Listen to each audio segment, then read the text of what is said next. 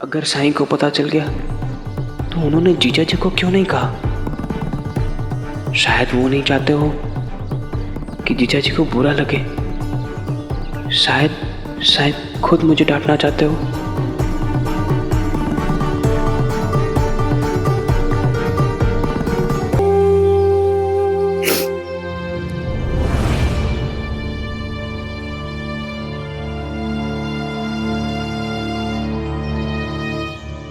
साईं, धूप बहुत तेज पड़ रही है ना।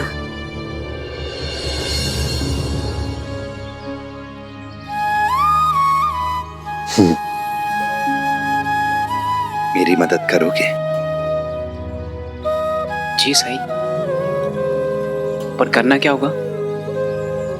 आओ मेरे साथ, आ जाओ।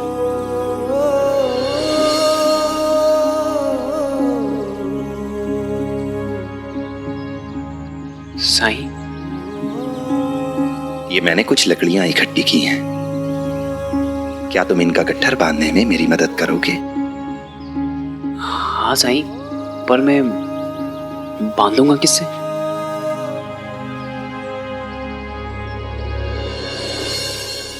ये लो, इससे बांधो। जी।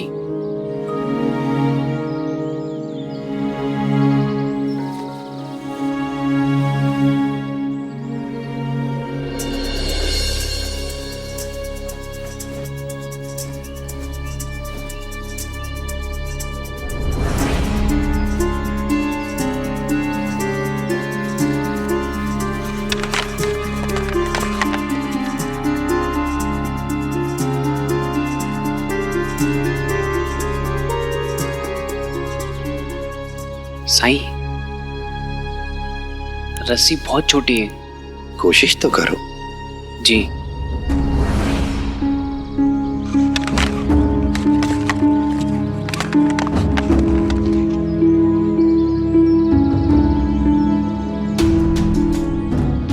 साईं, रस्सी बहुत छोटी है। इस गट्ठर को बांधने के लिए बड़ी रस्सी चाहिए। क्या कोई दूसरा तरीका नहीं है? साईं, दूसरा उपाय क्या हो सकता है?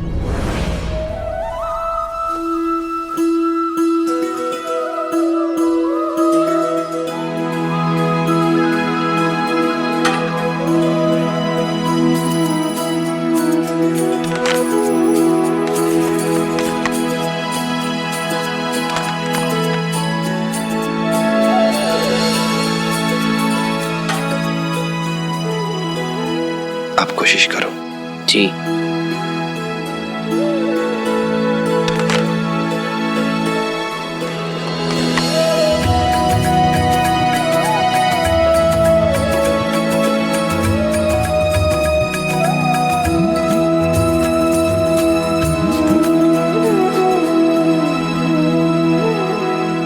साईं, जब आपके पास इतनी छोटी रस्सी थी तो इतनी सारी लकड़ियां इकट्ठा करने की जरूरत क्या थी? यही हमें समझने की जरूरत है।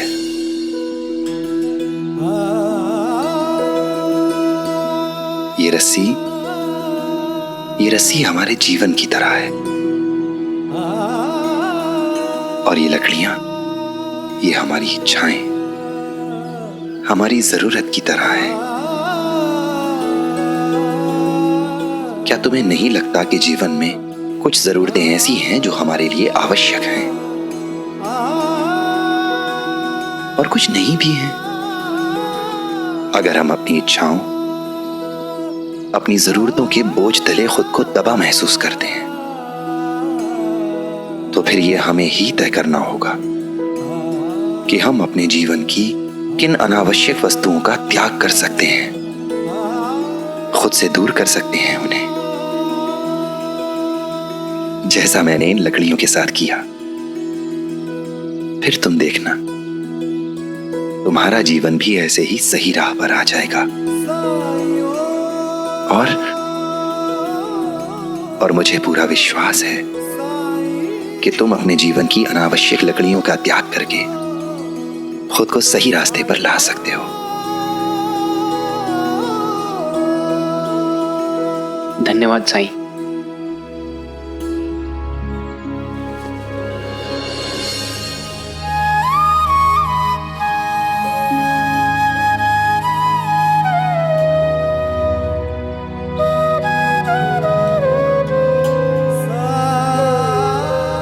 राम जी भला करें। आज भाई दूज है और सहदेव अभी तक आया नहीं। वैसे हुनर तो है सहदेव में, लेकिन बाबा हर समय उस पर चिल्लाते रहते हैं। शायद इसीलिए वो इतना दुखी, इतना अकेला रहता है।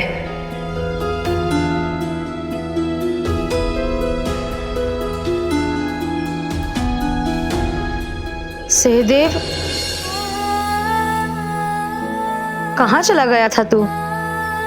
सुबह से कुछ खाया पिया भी नहीं होगा तूने। चलो अभी जल्दी से तैयार हो जाओ, हाथ मुंह धो लो, मैं पूजा की तैयारी करती हूँ। चलो।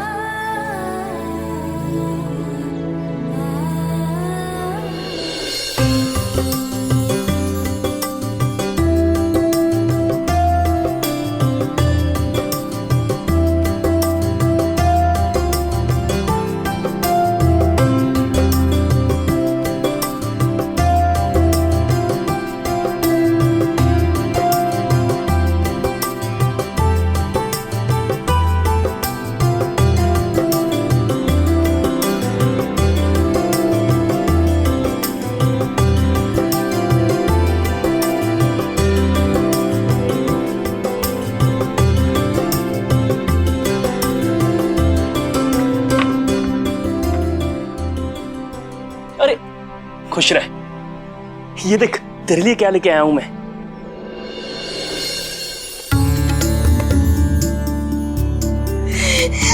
तोहफा? हाँ, खोल के देख।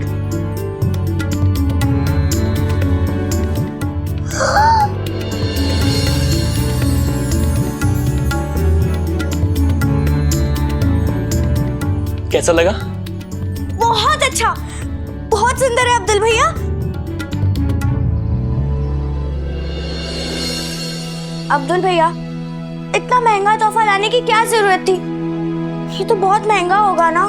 जरी का काम देख कर तुम्हें लगा ना कि ये बहुत महंगा होगा?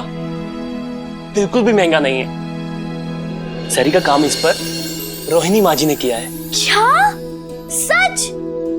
देखो, हमें तो पता ही नहीं था कि उनके अंदर ये भी हुनर होगा।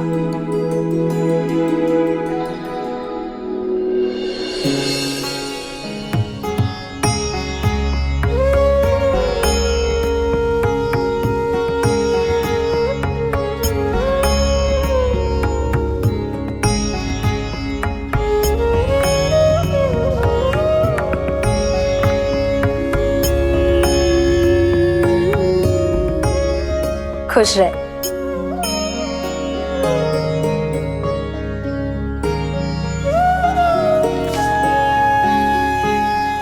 सहदेव, क्या तुम्हें याद है जब मेरी शादी नहीं हुई थी और तुम छोटे थे, तो उस समय तुम बाबा से पैसे मांगकर मेरे लिए जलेबी लाया करते थे? याद है ताई। वैसे आज भी मुझे जलेबी उतनी पसंद नहीं है, पर तुम्हारी लाई हुई जलेबियों का स्वाद कुछ अलग ही होता था। शायद भाई के प्यार की चाशनी मिली थी उनमें, और मुझे पूरे साल इसी दिन का इंतजार रहता था कि तुम मेरे लिए जलेबी कब लाओगे। वैसे मुझे पता चला है कि आज भी तुम बाजार गए थे। तोहफा वोफा? अरे नहीं नहीं, इसकी कोई जरूरत नहीं है। वैसे मैं बाजार गया था आपके लिए कुछ लाने, पर कुछ खास समझ आया नहीं, इसीलिए सोचा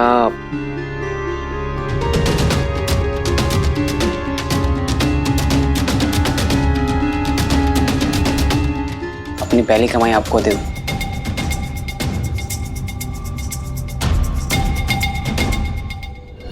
सहदेव, तुम अपनी पहली कमाई पूरी की पूरी मुझे दे रहे हो?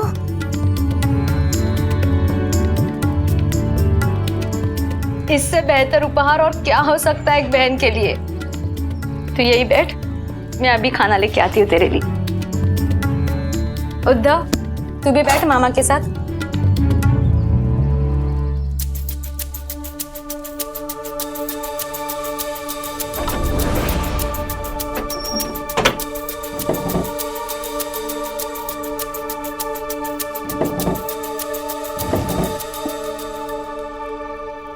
भामा, तुमने मेरा कलम देखा है क्या? आप ही रख के भूल गए होंगे यही कहीं। भामा, तुम्हें पता है ना, मैं अपनी चीजें नहीं भूलता हूँ। मैंने यही रखा था। कहाँ चली गई? सहदेव, कुछ लिखने पढ़ने के लिए तुमने तो नहीं लिया? मैंने नहीं तो। उद्धव, तुमने देखा है क्या? नहीं बाबा।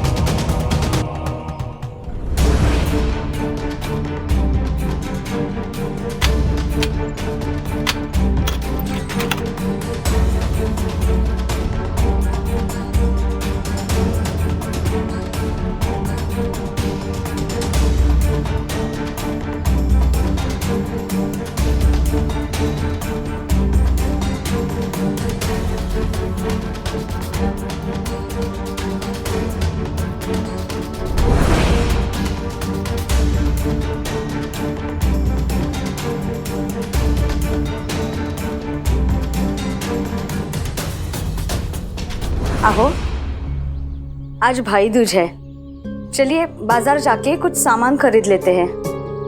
ठीक है, चलो।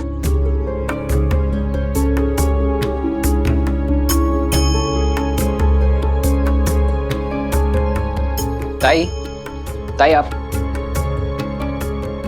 ताई,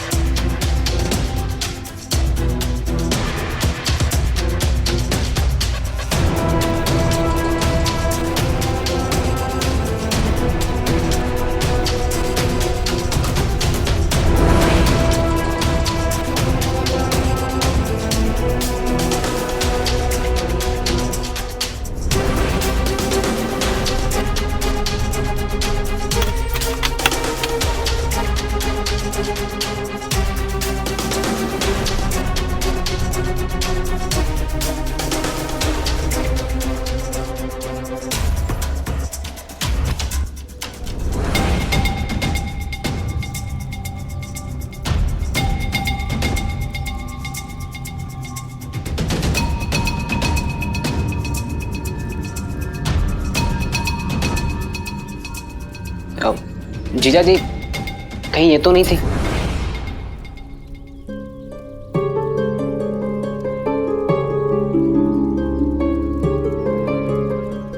ये तुम्हें कहाँ मिली? यहीं पे थी। दोनों बाप बेटे सामान रखकर भूल जाते हैं और फिर पूरा घर सर पे उठा लेते हैं। अरे पर भामा, ऐसा कैसे हो सकता है? मैंने खुद अभी थोड़ी देर पहले मेज पे देखा था, तब नहीं थी। जीजा जी वो लुढ़क कर नीचे चली गई होगी। तो शायद आपने देखा नहीं होगा। अब मान भी लीजिए ना कि बाप बेटे दोनों भुलक्कड़ है। वैसे दोनों की चीजें मेरे भाई ने ढूंढ के दी है। अरे कम से कम धन्यवाद तो कहिए। शुक्रिया सहदेव।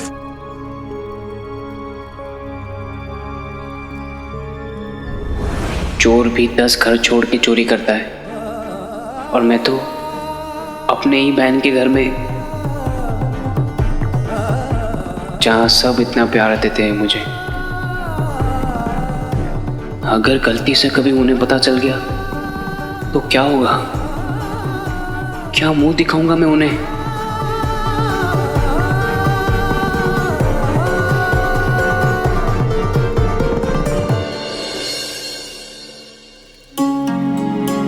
साईं देखो कितनी सुंदर है ना मेरी घाघरा चोली। बहुत सुंदर है। प्रणाम साईं। राम जी भला करें। आज सुबह सुबह इतने लोग तुमसे मिलने आ गए। झिपरी, साईं से मिलके तो हमेशा खुशी होती है, लेकिन आज हम रोहिणी काकी से मिलने आए हैं।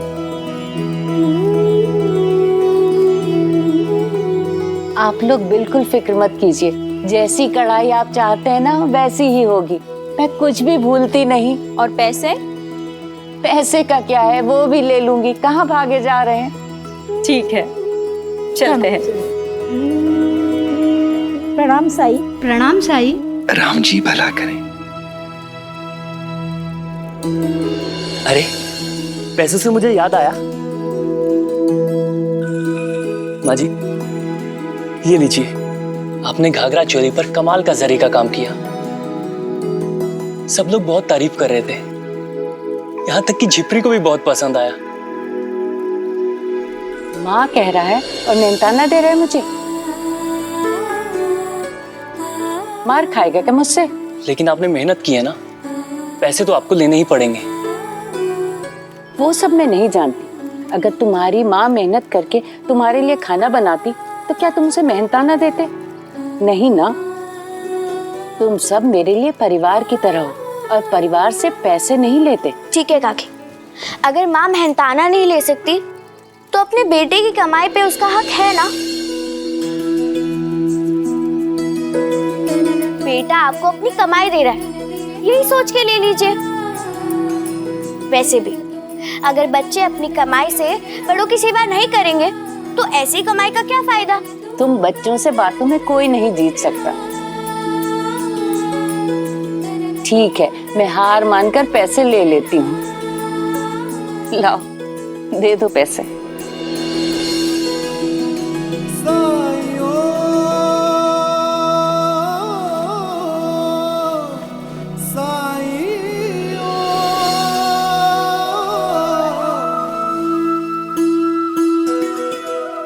साईं, मेरी ये पहली कमाई आपके लिए है। मेरे जीवन में जो भी बदलाव आया वो आपके कारण है। मेरे आंखों की रोशनी, मेरे जीने की उम्मीद और अब ये मेरा मनपसंद काम, ये सब आपके कारण है। आज मैं आत्मनिर्भर हो गई हूँ। साईं, आप उम्र में भले ही मुझसे छोटे हैं, लेकिन आपने मुझे मार्गदर्शन दिया है। इस कारण आप मेरे गुरु हैं। इस नाते आप इसे गुरु दक्षिणा की तरह ले लें। मैं बैरागी पैसों का क्या करूंगा, और मैंने कुछ नहीं किया है माई। अगर उस दिन आप दिए की ओर पैर नहीं बढ़ाती तो जो आज है वो कभी नहीं होता। जिंदगी से बड़ा गुरु कोई नहीं है। जिंदगी से बड़ा कोई सिखाने वाला नहीं है। मैं तो कुछ भी नहीं हूं। अगर आप ये पैसे नहीं लेंगे तो मैं इसे दूसरे काम में खर्च करूंगी।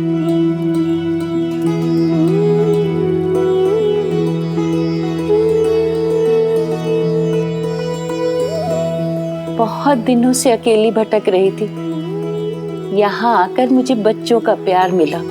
ये ही बच्चे अब मेरा परिवार हैं। इसलिए अपने परिवार को दावत दूंगी, छोटी ही सही, क्योंकि खुशियां तो बांटने से बढ़ती है ना। झिपरी, जाओ सब छोटे बड़े बच्चों को बुला कर ले आओ। ये बढ़िया रहेगा काकी, मैं अभी सबको बुला कर लाती हूँ। चलिए भैया। हाँ।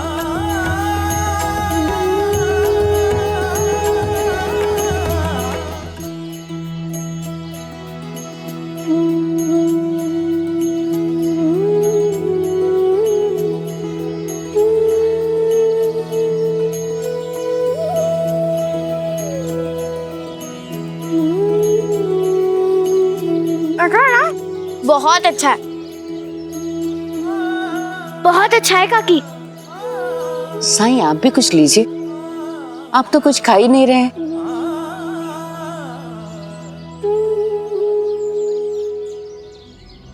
सहदेव, यहाँ आओ।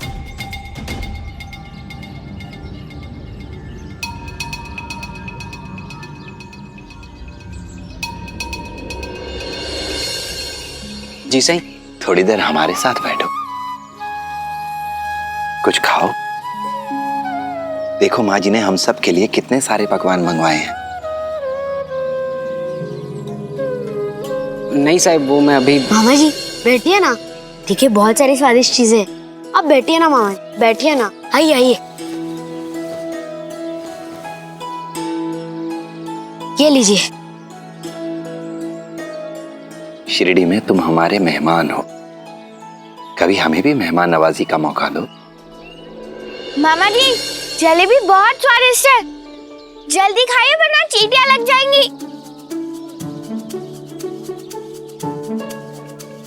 चींटी, चींटी से मुझे एक चुटकुला याद आ गया।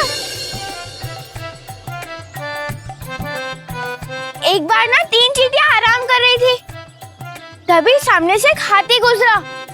तो एक चींटी ने बोला, ओए हाथी, तू मुझसे कुश्ती लड़ेगा? तो उसकी दोनों सहेलियों ने कहा, क्या रे, जाने दे बेचारे को, अकेला है और हम 3 हैं, लोग क्या कहेंगे?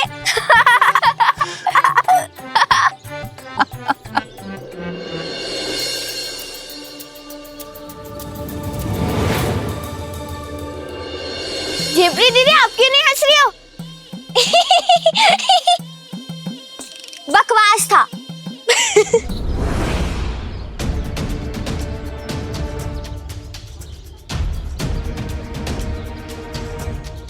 नहीं सहदेव, चिमटा छूना नहीं, तुम जानते हो ना ये गलत है। अरे सहदेव, इतना मत सोच, चिमटा ही तो है, उठा लेना। नहीं सहदेव, केवल एक साईं है जिन्होंने तुम्हारे कला की कद्र की है, उनके साथ ऐसा मत करना।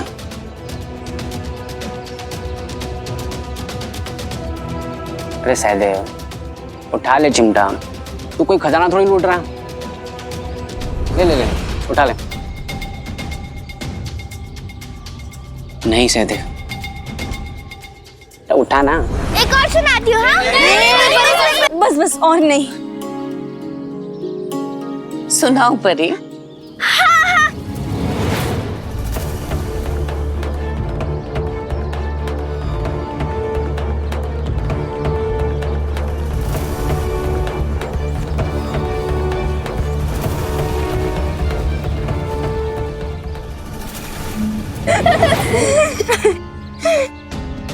मामा जी, आप क्यों नहीं हंस रहे?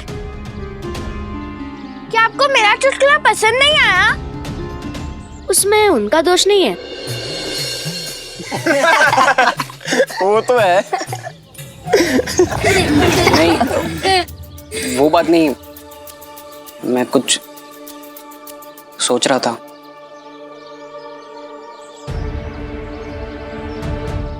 मुझे कुछ काम याद आ गया, मैं आता हूँ।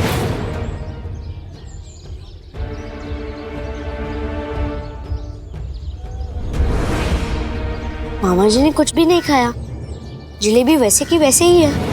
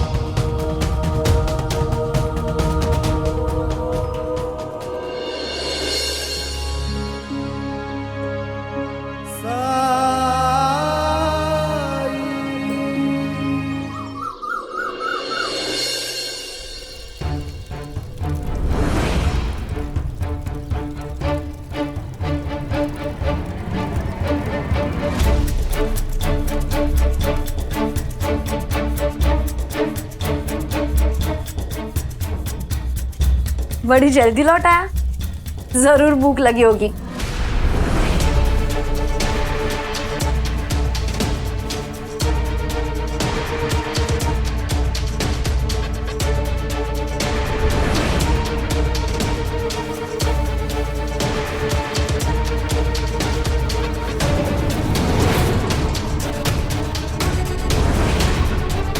ये मैंने क्या किया?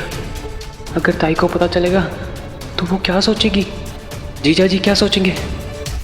वो साईं पर कितना विश्वास करते हैं और मैंने उन्हीं का सामान चुरा लिया। अब मैं क्या करूं? कहाँ छुपाऊं इसे? इसे अपने सामान के साथ छुपा देता हूँ और जैसे ही मौका मिलेगा ना, द्वारका मई में वापस रख दूंगा।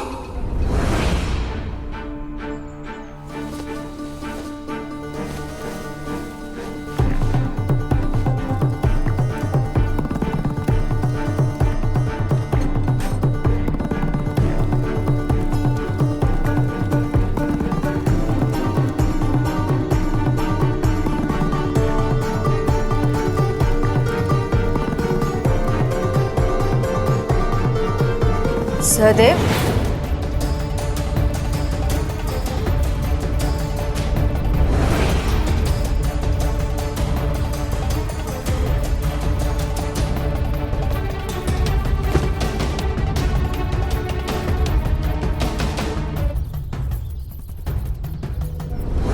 क्या हुआ है? तुम इतने परेशान क्यों हो? क्या कोई बात है जो तुम्हें अंदर ही अंदर परेशान कर रही है? नहीं तो सहदेव, तुम जानते हो ना कि तुम अपने ताई के साथ कुछ भी बात कर सकते हो। अब मैं और छुपा नहीं सकता। ताई, मैं आपको बताना तो चाहता हूँ, लेकिन कैसे बताऊं? क्या बात है सहदेव? बोलो सहदेव। ताई, वो असल में क्या है ना। मामा, तुम भजे बना रही हो, मुझे भी दो ना, बहुत तेज भूख लग रही है। अभी लाई। बोलो सहदेव, क्या बात है? ताई वो कुछ नहीं ताई, वो घर की बहुत याद आ रही है। मैं हाथ पैर पहले धोने जा रहा हूँ।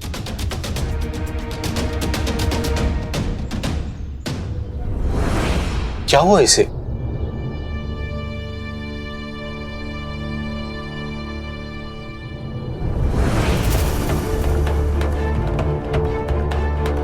ये चिमटा?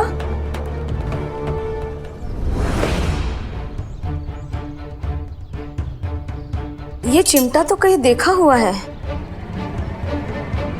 ये तो साईं का चिमटा है। ये यहाँ कैसे आया? वही तो, साई का चिमटा यहाँ कैसे आया? वही तो मैं भी पूछ रहा हूँ तुमसे। खैर जाने दो, मैं इसे साईं को देकर आता हूँ। हाँ, आओ, रुकिए। ये इसे ऐसे लेके जाइए। अगर किसी ने आपको देख लिया ये चिमटे के साथ, तो बिना मतलब की बदनामी हो जाएगी। ठीक कह रही हो तुम, इसे ढक के ले जाता हूँ। हाँ।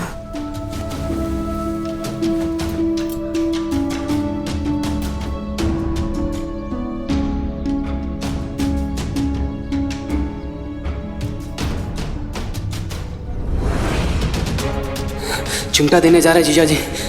अब तो सबको पता चल जाएगा। सब क्या सोचेंगे मेरे बारे में? क्या उसके बाद ताई जीजा जी मुझे यहाँ रहने देंगे?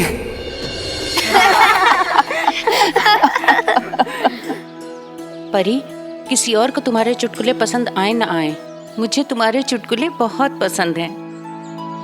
काकी, अगर आप ऐसा कह रही हैं तो मैं एक और चुटकुला सुना देती हूँ। अरे नहीं, बस और नहीं।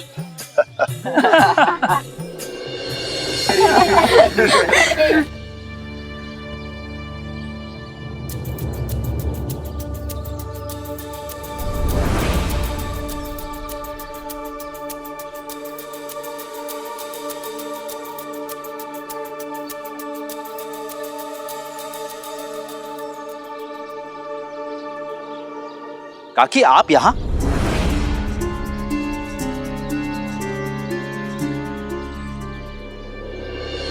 अरे शरद, तुम?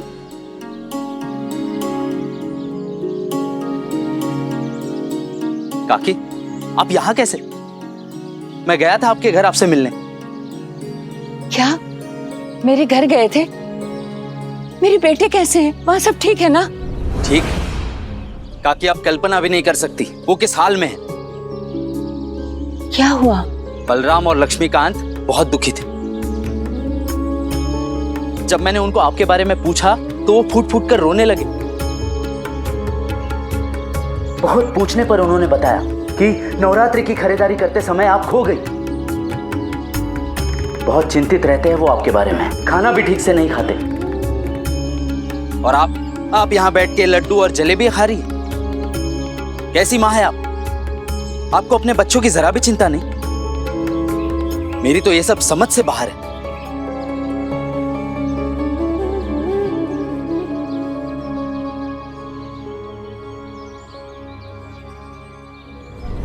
बताइए ना काकी, जब आप खो गई थी तो आप लौट कर राह तक क्यों नहीं गई? यहां क्या कर रही है?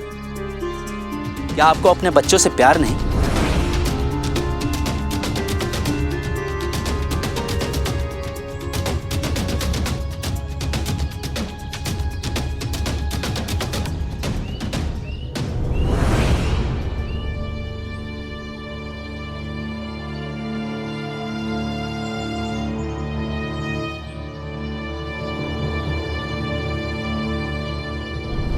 आपके दोस्त ने आपसे जो कुछ भी कहा, आपने उस पर विश्वास कर लिया। लेकिन क्या आपको वो दिन याद है जब आप अपने काम में व्यस्त थे और आपकी माँ की तबीयत खराब थी? उसी समय अपनी माँ को वैद्य के पास ले जाने के बजाय आपने ये तय किया कि अपना काम निपटाने के बाद ही आप अपनी माँ को वैद्य के पास ले जाएंगे। इससे पहले कि आपका काम पूरा होता, आपकी माँ की तबीयत बहुत खराब हो गई थी। और तब क्या कहा था आपने सबसे?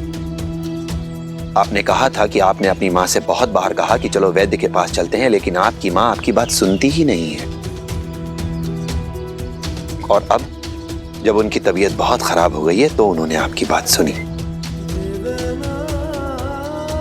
मैं जानता हूं कि आपको अपने किए पर पछतावा था,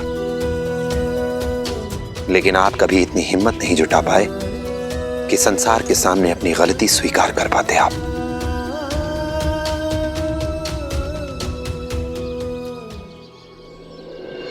आप कैसे जानते हैं ये सब? आप है कौन?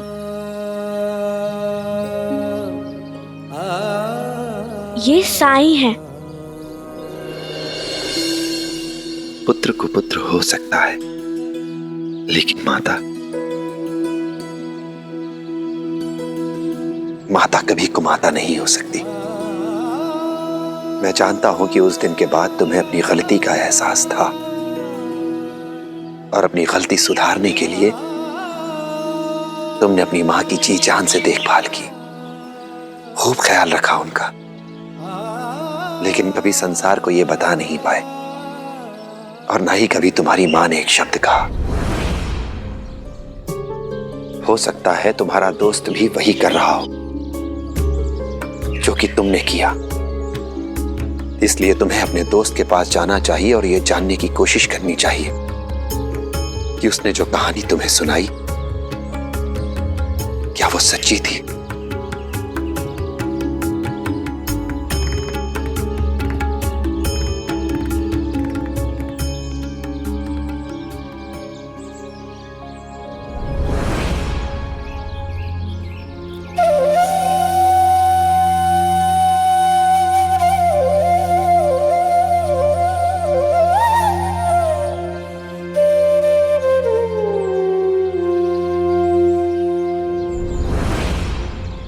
काकी, वो ऐसा क्यों कह रहे थे कि आप खो गई थी? हमें सच सच बताइए कि आपके साथ क्या हुआ था।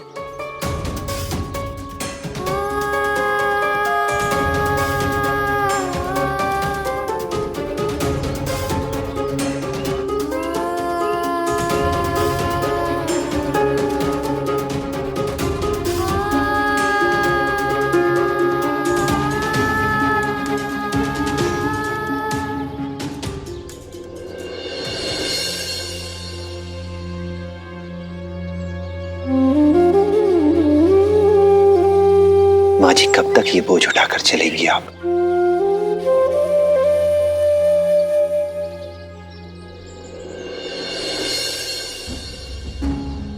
राहत में अपने पति और दोनों बेटों के साथ हंसी खुशी जिंदगी जी रही थी।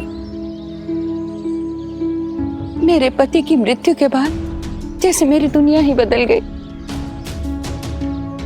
इनके जाने के बाद बड़े जतन से मैंने अपने दोनों बेटों की शादी कर दी, जिससे वो अपनी घर गृहस्थी संभाल सके।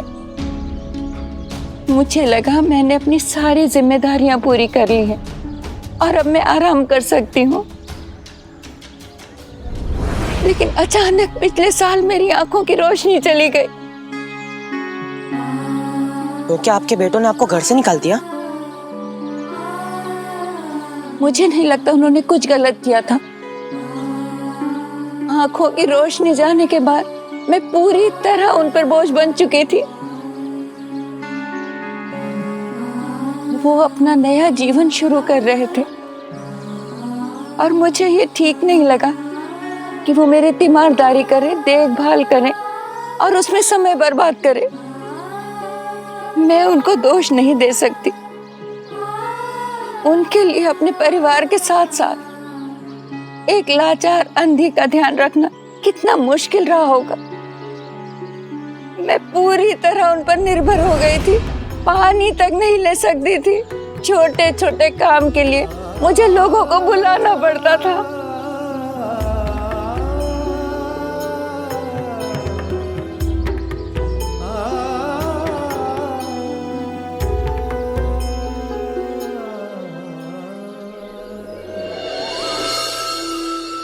लेकिन अब आपके पास एक अलग परिवार है।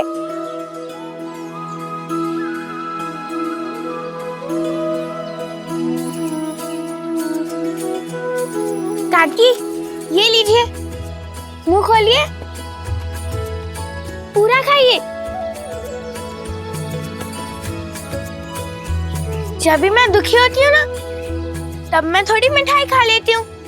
उसके बाद मुझे खुशी महसूस होती है। सही कहा बेटा तूने, मुझे भी खुशी महसूस हो रही है।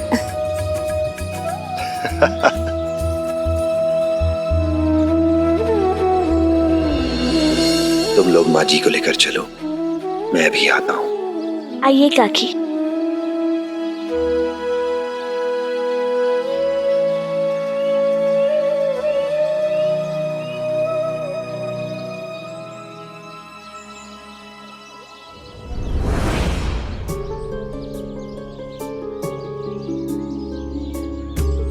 आओ श्यामा, लेकिन मैं तुमसे चिमटा नहीं लूंगा। सहदेव से जाकर कहो कि वो खुद आकर मुझे ये दे, तब तक मैं उसका यही इंतजार करूंगा। साईं को कैसे पता चला कि मैं चिमटा देने आया हूं? और वो सहदेव से ही चिमटा क्यों लेना चाहते हैं?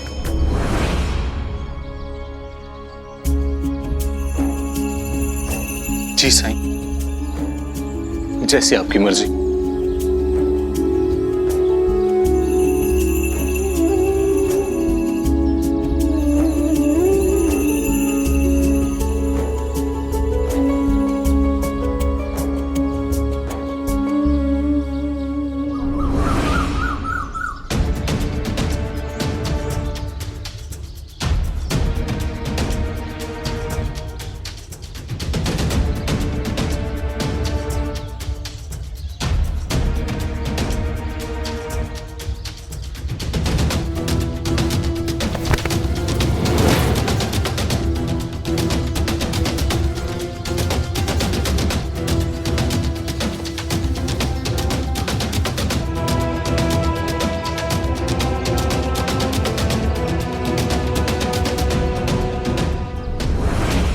साईं ने मुझे क्यों बुलाया होगा?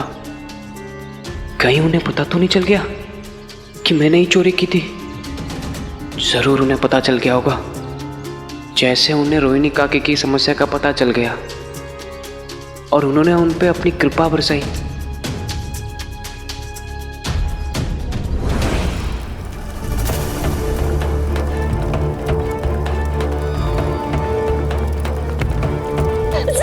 साईं, वो दिया गिरा, कुछ हुआ तो नहीं साईं?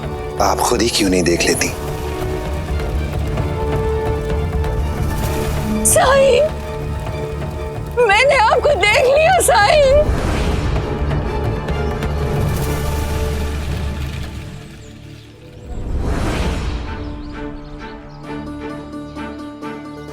अगर साईं को पता चल गया तो उन्होंने जीजा जी को क्यों नहीं कहा? शायद वो नहीं चाहते हो कि जीजा जी को बुरा लगे। शायद खुद मुझे डांटना चाहते हो।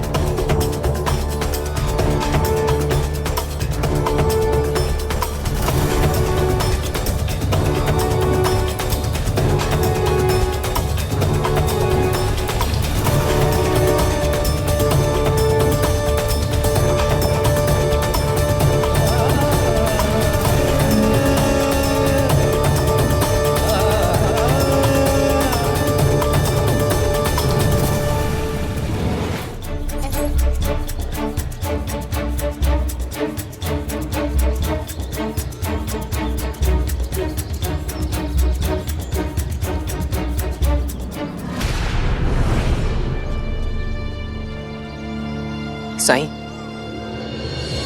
अरे वाह सहदेव, बहुत बहुत धन्यवाद, तुम मेरा चिमटा ले आए।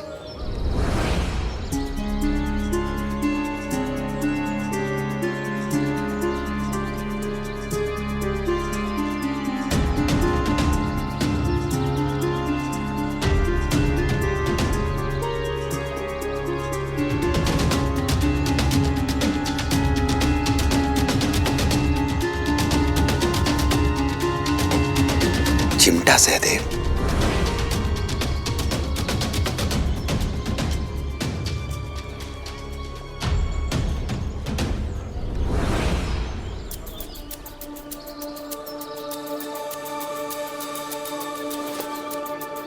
साईं, आपको और कुछ नहीं कहना?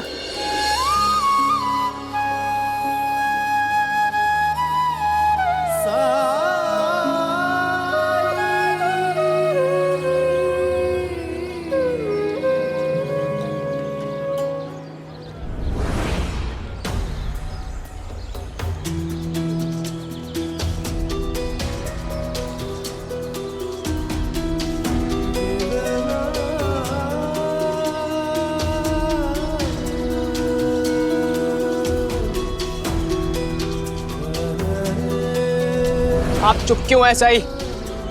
आप क्यों कुछ बोल नहीं रहे? आप जानते हो कि चिमटा मैंने चुराया था, फिर आप चुप क्यों हैं?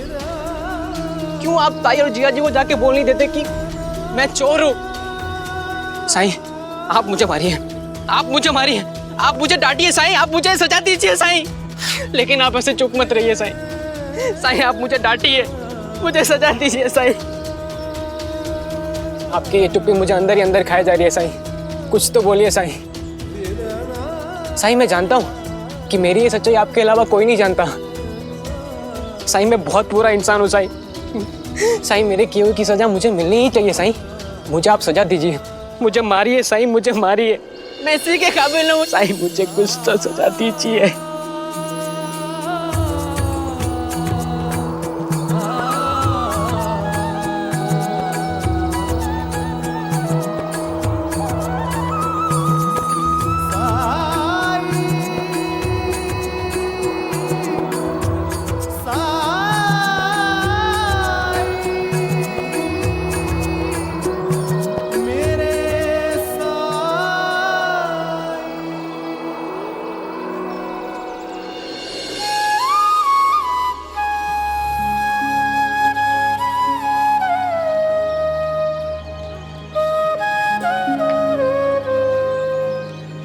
याद है तुम्हें उस दिन जब लकड़ियां बांधने के लिए मैंने तुम्हें एक छोटी रस्सी दे दी थी और तुम सारी कोशिशें करने के बाद भी उसे बांध नहीं पा रहे थे? तो उस वक्त क्या कहा था मैंने?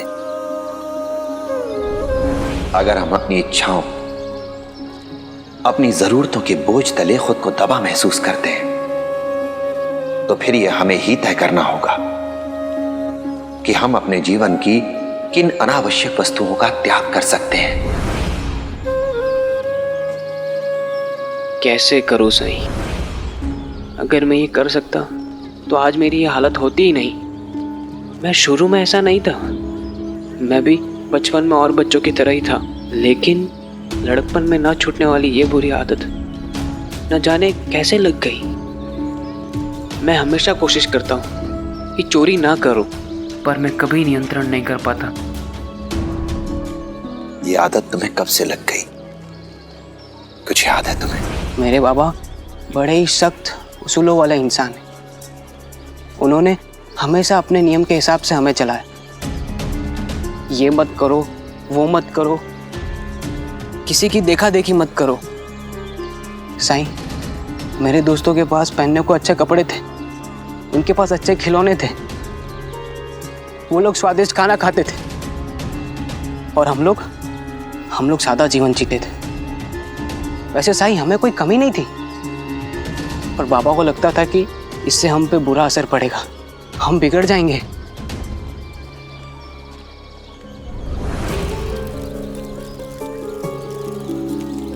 बाबा, क्या हुआ? जलेबी खाऊं? जलेबी खाएगा ताकि दांतों में कीड़े लग जाएं? एक आने के जलेबी 5 रुपए का खर्च, कोई जरूरत नहीं। चल।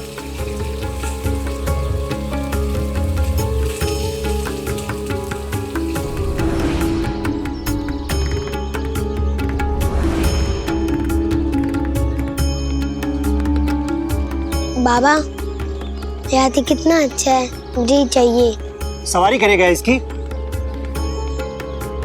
किसी काम का नहीं है, हमेशा खर्च की बात करता है। ये गुल्लक ले, इससे पैसे जोड़ना सीखेगा, समझा? गुल्लक तो खरीद दिया बाबा ने, लेकिन उसमें डालने के लिए फूटी कौड़ी नहीं दी जिससे मैं पैसे जोड़ना सीख सकूं। साईं, आपको आश्चर्य होगा कि जब भी ताई यहाँ से मेरे लिए कोई तोहफा भेजती थी, वो भी बाबा मुझे देते नहीं थे। कहते थे कि मैं बिगड़ जाऊंगा। मेरे पास कभी कुछ था ही नहीं और मेरे दोस्तों के पास कभी कोई कमी नहीं थी।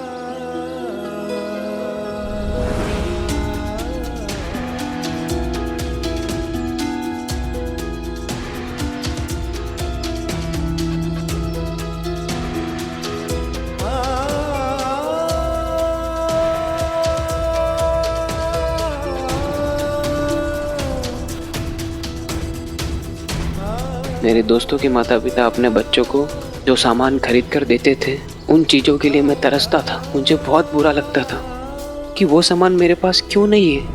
मैं उदास रहने लगा था। साईं, कुछ भी काम करने की इच्छा नहीं थी मुझे। फिर एक दिन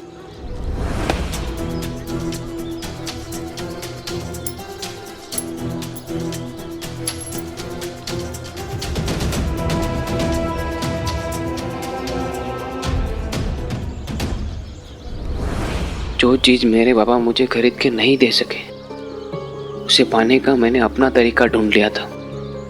शुरुआत दोस्तों के चीज़ों से हुई और धीरे धीरे पता नहीं कब ये आदत बन गई। आदत लत बन गई।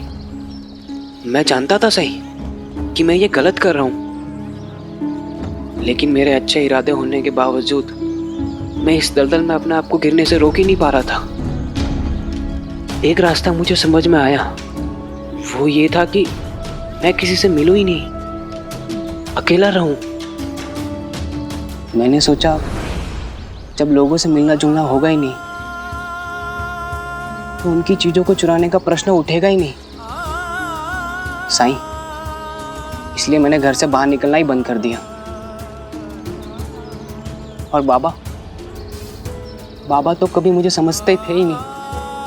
उन्हें तो एक और बहाना मिल गया था ताना मारने का। पिताजी के तानों से तंग आकर साईं मैं घर में भी अकेले अंधेरे कमरे में रहने लगा।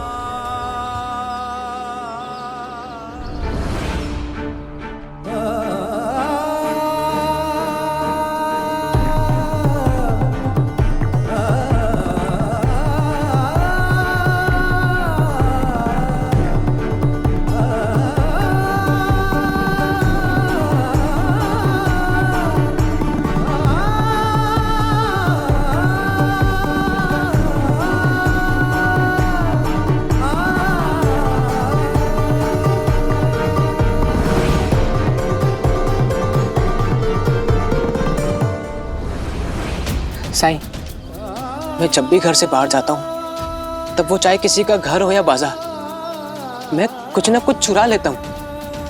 और साईं, अब मैं बच्चा नहीं रहा। मुझे वो सामान वापस रखने में डर लगता है। डर लगता है कि मैं वो सामान वापस रखते हुए पकड़ा ना जाऊँ। साईं, इसलिए वो सारा सामान मैं अपने पास रखने लगा। साईं, मुझे चोर कहलाने से बड़ा डर लगता है साईं। और अगर किसी को पता चल गया तो मेरे परिवार की बड़ी बदनामी होगी। साईं, क्या मेरे ठीक होने की कोई उम्मीद नहीं है? क्या मैं जिंदगी पर चोरी बना रहूंगा साईं?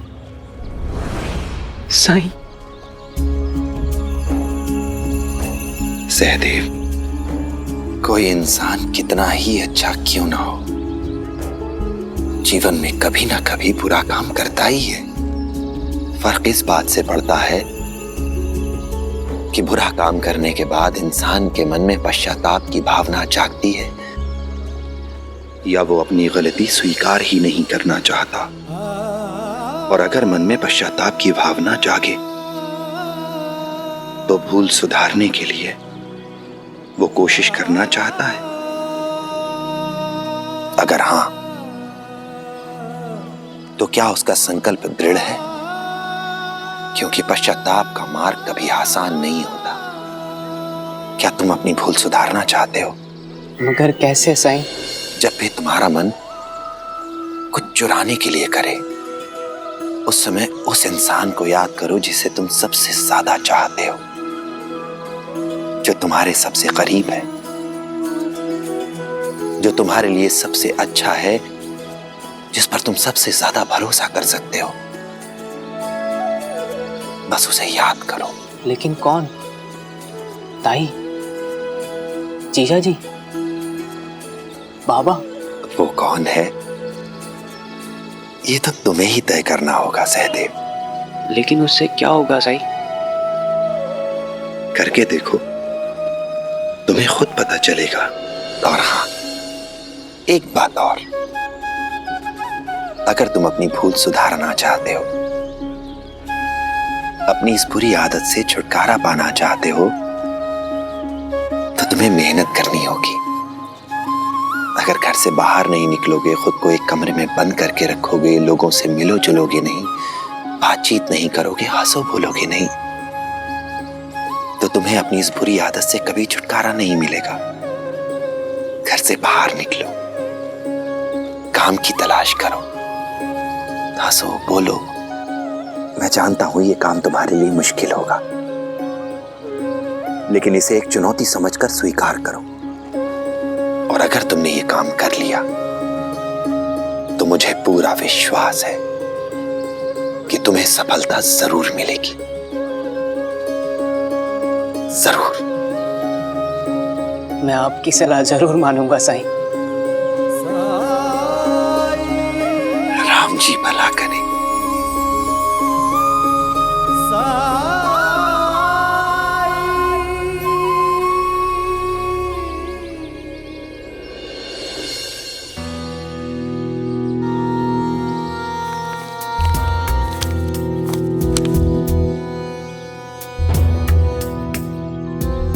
हरिओम हरिओम।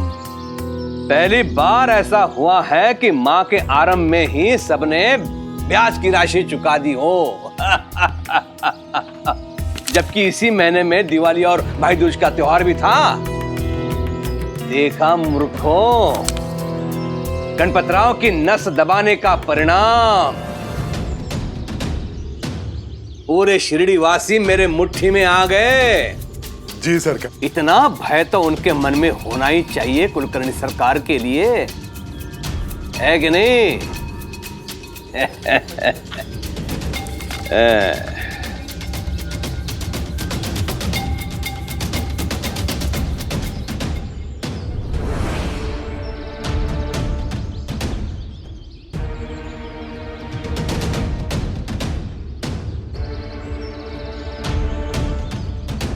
मुनेम,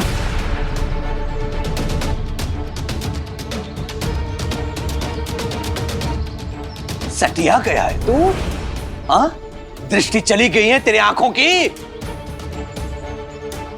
क्या हुआ सरकार?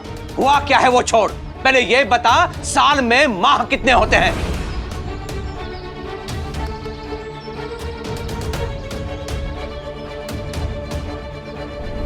क्या मेरे मुंह पे लिखा है? बता कितने होते हैं? जी 12।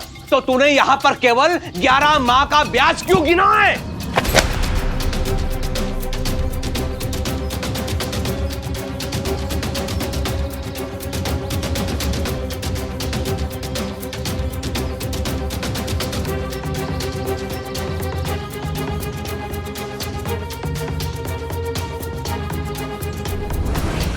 गलती हो गई सरकार। गलती हो गई? ऐसे कैसे गलती हो गई तुझसे? अगर गलती करनी ही थी तो 12 माह की जगह 13 माह के ब्याज की गणना क्यों नहीं की? पैसे तो आ जाता है। जाने तुमने और कितनी जगह चूक करके रखी है। मैं दोबारा से बही खाते की जांच करूंगा सरकार। शिरडी के साथ साथ दूसरे गांव का भी बही खाता देखना पड़ता है सरकार, इसीलिए। अच्छा, लगता है तुझमें काम करने का सामर्थ्य नहीं रहा अब मुनीर। गलती हो गई सरकार, आगे से शिकायत का मौका नहीं दूंगा। अंता नहीं सरकार, माफ कर दीजिए सरकार।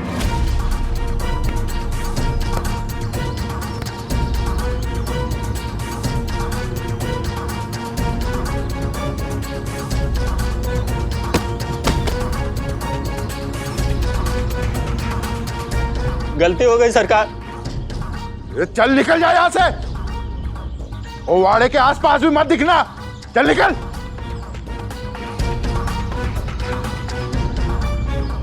बंता,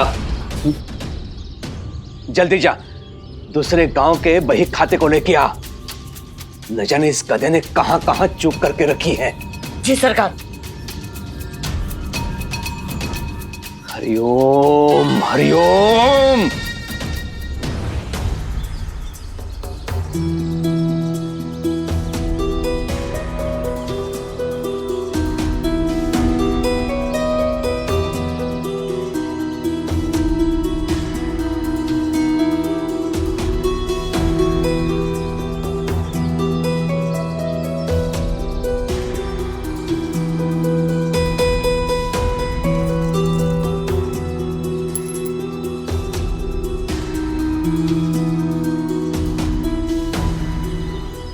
भाऊ, भाऊ, मुझे वो पास वाले गांव में जाना है, लेकिन किराया देने के लिए मेरे पास पैसे नहीं है। कुछ काम की तलाश में यहाँ आए थे, पर खाली हाथ वापस लौटना पड़ रहा है।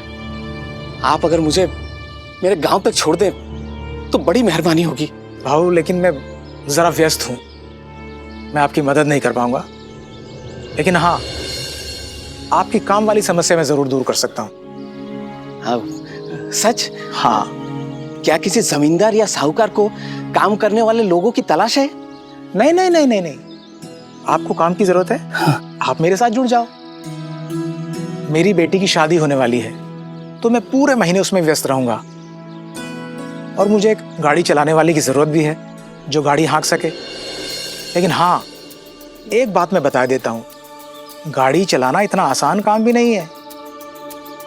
पूरा धूप में भागा दौड़ी करनी पड़ती है, बैलों की देखभाल करनी पड़ती है, उनको चारा देना पड़ता है। महीने के 6-7 रुपए मेहनताना दूंगा, बेकार बैठने से तो बेहतर है। मुझे गांव तक मत छोड़िए, ठीक है, लेकिन मेरा मजाक क्यों उड़ा रहे हैं आप? मजाक? भाव, मदद करने के इरादे से काम का प्रस्ताव दे रहा हूँ। अनपढ़ गवार नहीं हूं मैं, ब्राह्मण हूं। उड़ते हुए पक्षी के पर गिन लेता हूं मैं। ये सब छोटे मोटे काम मैं नहीं करता। अरे मदद क्या मांग ली, तुम तो फायदे उठाने लग गए। बड़े अजीब लोग हैं शिरडी में। अजीब आदमी था, खाली बैठने की जगह मैंने इसे काम सौंपना चाहा तो इसने उसे भी ठुकरा दिया। अपनी इस बुरी आदत से छुटकारा पाना चाहते हो तो तुम्हें मेहनत करनी होगी। घर से बाहर निकलो, काम की तलाश करो, हंसो, बोलो। मैं जानता हूं ये काम तुम्हारे लिए मुश्किल होगा, लेकिन इसे एक चुनौती समझकर स्वीकार करो। साईं की बात बिल्कुल सही है, मुझे उनकी सलाह मानने में देर नहीं करनी चाहिए।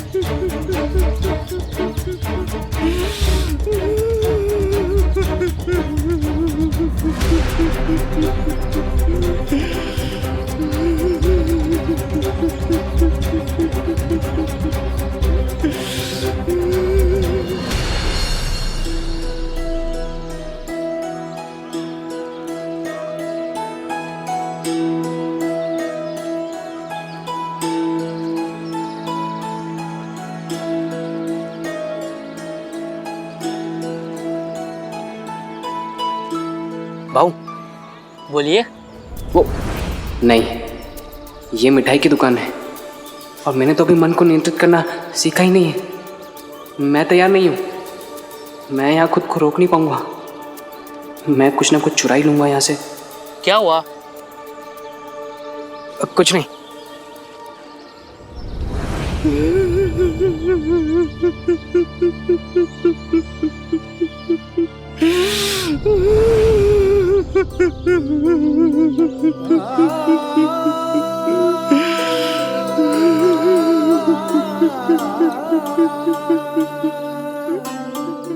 क्या हुआ?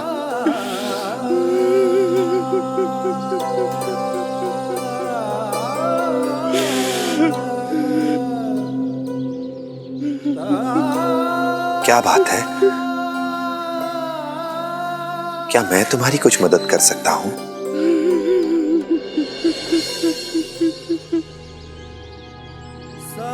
प्रणाम साई।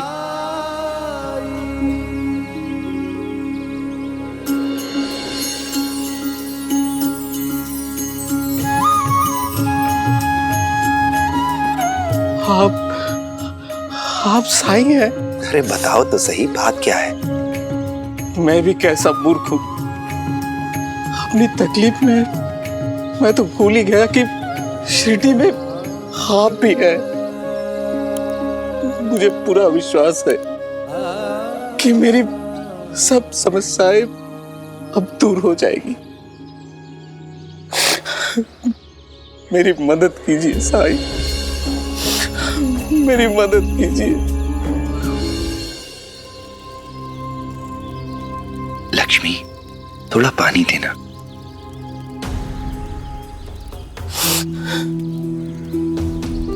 बैठ जाओ।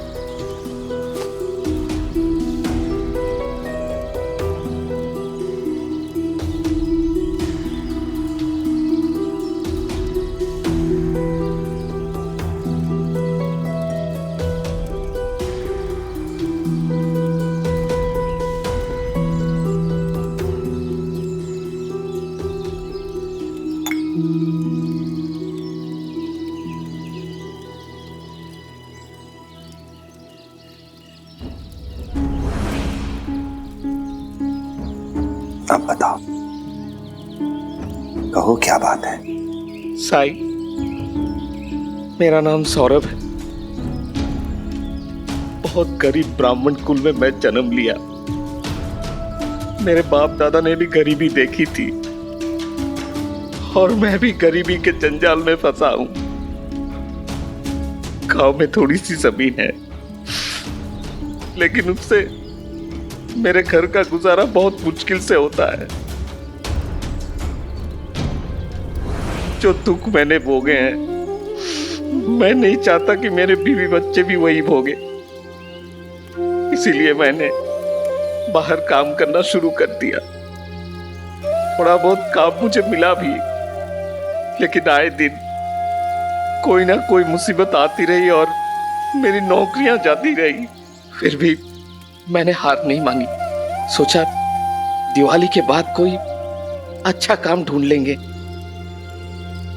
जिसमें इज्जत भी हो और पैसे भी। एक साहूकार ने मुझे बुलाया। वो चाहता था कि उसका कारोबार मैं संभालूं। इसीलिए मैंने मौके को लपकना चाहा। लेकिन साई, मेरी बदकिस्मती देखिए, उस साहूकार के पास मेरे पहुंचने के पहले ही कोई और आदमी पहुंच गया और साहूकार ने उसे वो नौकरी दे दी।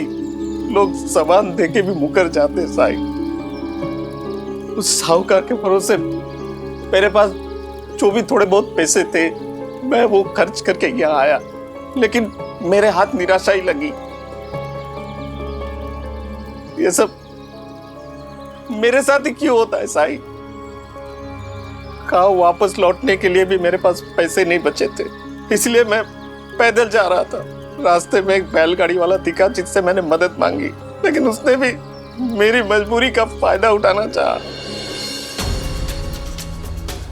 काम के बहाने मेरा शोषण करना चाहा।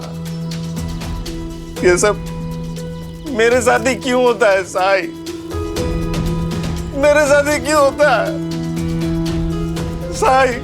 मैं काम करना चाहता हूँ साई, फिर भी सब लोग मेरे साथ धोखाधड़ी क्यों करते हैं साई?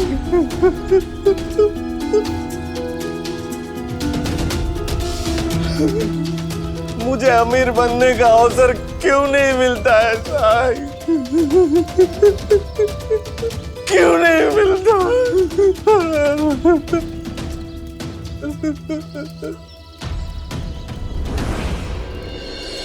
अरे जल्दी जल्दी करो। शेठ जी, मेरे अकेले से इतना सारा नहीं हो पाएगा। अरे साई का नाम लो, हो जाएगा।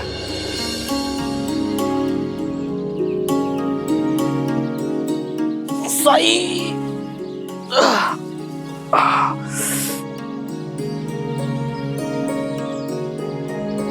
नमस्कार सेठ जी। सेठ जी, मेरे लायक कुछ काम है? काम तो है, लेकिन तुम्हारे लायक नहीं। तुम कर नहीं पाओगे उसे। नहीं, मैं कर लूंगा। मैं मेहनत करने से भागूंगा नहीं। एक बार आप मौका देकर तो देखिए। अच्छा, ये रखी बोरियां, बैलगाड़ी पर चढ़ाना है। एक बोरी के 15 पैसे दूंगा। शुक्रिया सेठ जी।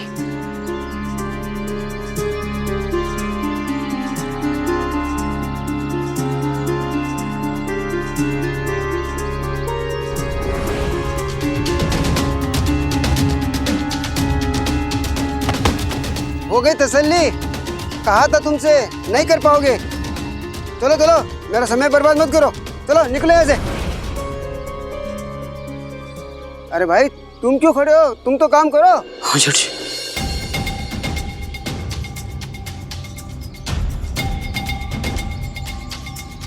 आए बड़ा काम करने वाला। चलो।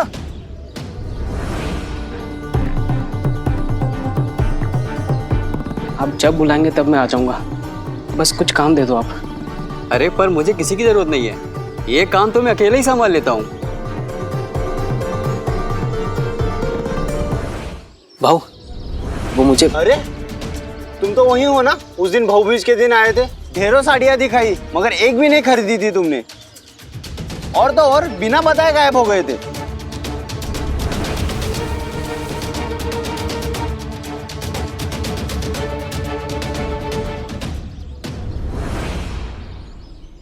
भाऊ, मैं टोपियों की सिलाई बहुत अच्छे से कर लेता हूँ। एक बार आप काम करते तो देखिए। अरे जाओ बाबा, यहाँ काम नहीं है। जाओ यहाँ से, निकलो निकलो, जाओ। मेरा ही धंधा नहीं हो पा रहा है, मैं तुझे कहाँ से काम दूं? चल जा यहाँ से। पहले तेरी दाढ़ी मूंछ तो निकल आए, फिर दूसरों की हजामत बनाना काम नहीं है यहाँ। चलो जाओ।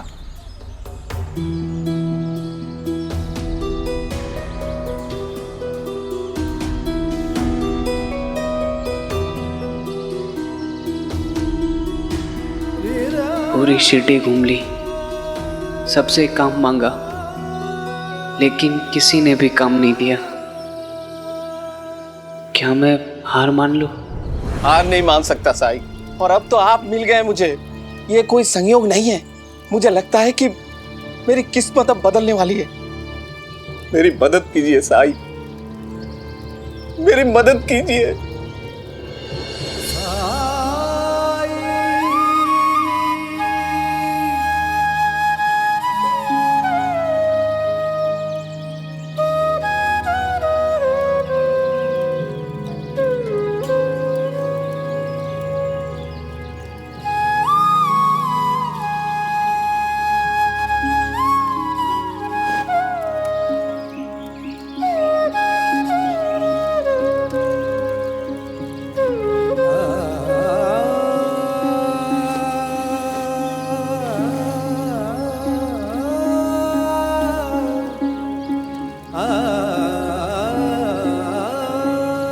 शिरडी में काम ढूंढने के लिए भोर से अपने घर से निकले हो, कुछ खाया नहीं है तो भूख तो लगी होगी ना।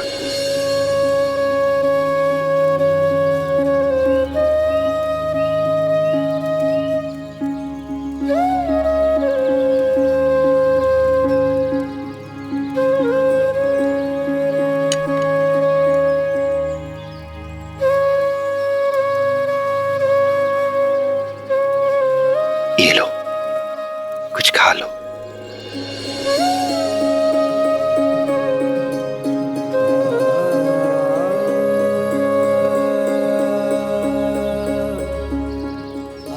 साई, आप भी कुछ खा लीजिए।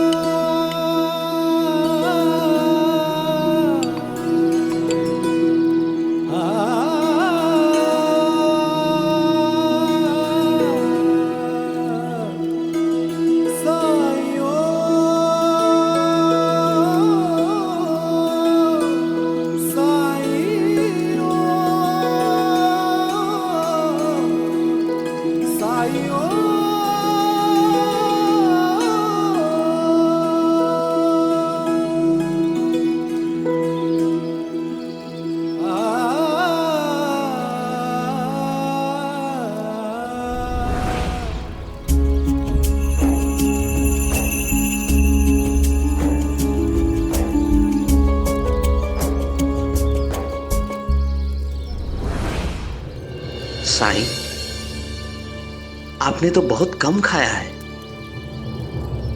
मैं जानता हूं तुम्हारी तरह तुम्हारा परिवार भी भूखा होगा, उन्हें भी खाने की जरूरत है,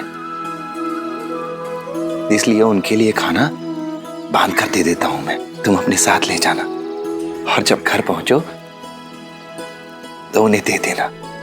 साईं, बहुत सुना था आपके बारे में, आप बड़े दयालु हैं, बड़े दयालु।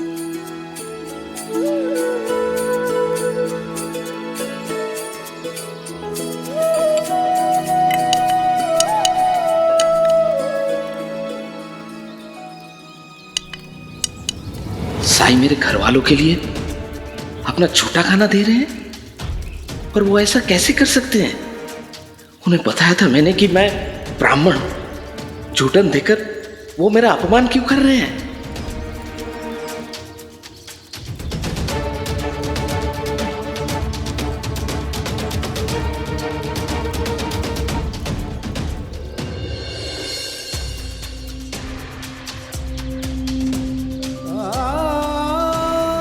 पिताजी सही कहते थे, क्या मैं सच में निकम्मा हूं?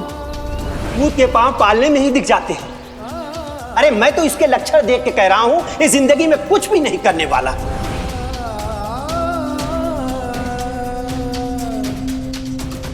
लगता है अब मेरे लिए कोई उम्मीद है ही नहीं। ताई और जीजा जी को भी ये पता चल जाएगा कि मैं वास्तव में क्या हूं, फिर मैं कहां जाऊंगा?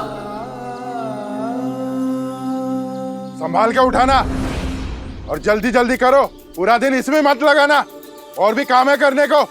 चलो जल्दी। लगता है किसी बड़े साहूकार का घर है, बहुत से लोग काम कर रहे हैं, शायद मुझे यहाँ कोई काम मिल जाए। न जाने कितने लोगों से काम मांगा, सबने मना कर दिया। एक बार यहाँ कोशिश करने में क्या है? इधर रखो कोने में और धीरे से आओ। हाँ।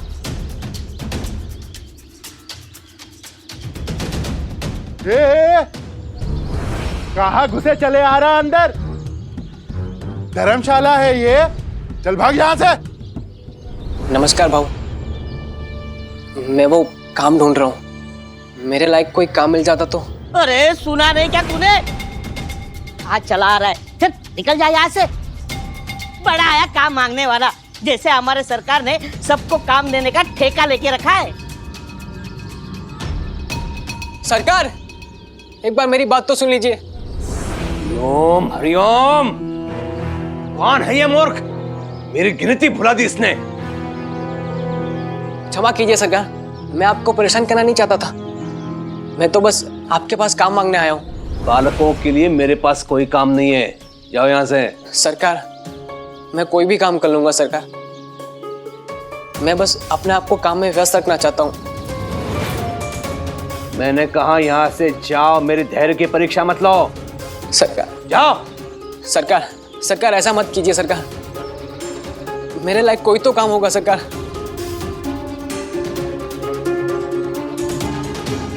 सुना नहीं सरकार ने क्या कहा? चल निकल यहाँ से। अरे आप यहाँ?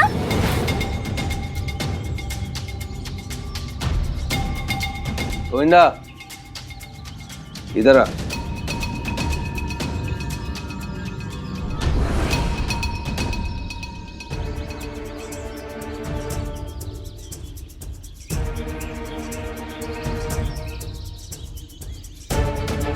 कौन है ये? क्या तुम जानते हो इसे? ये लीजिए, ये आपके परिवार के लिए है।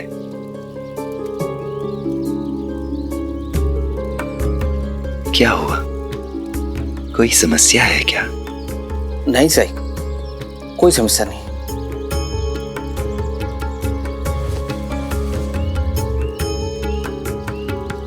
शुक्रिया। राम जी भला करें।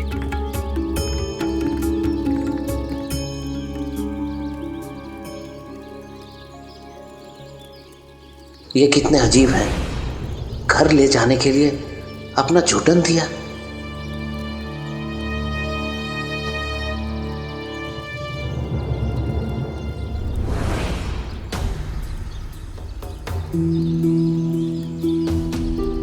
इनकी पीड़ा और मन स्थिति मैं अच्छी तरह समझती हूँ साईं। अपने परिवार और खुद की तरक्की के लिए और खुद को आत्मनिर्भर बनाने के लिए मैंने भी जरी का काम शुरू किया था। मैं भगवान से प्रार्थना करूंगी कि जल्द से जल्द इनकी समस्या हल हो जाए और इन्हें मनपसंद काम मिल जाए। हुई है सोई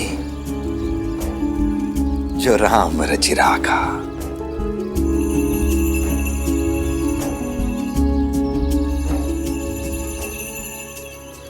तुमने उत्तर नहीं दिया अभी तक।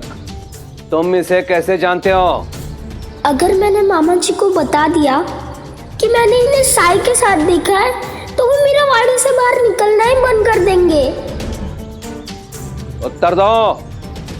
वो मैंने देखा था उन्हें कहीं गांव में। बंता। ए बालक, इधर आ, सरकार बुला रहे। अरे जल्दी आ।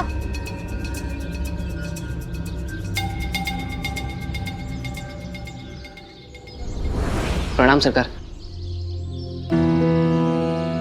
क्या नाम है तेरा? सहदेव। पिता का? जी गजानन आपटे।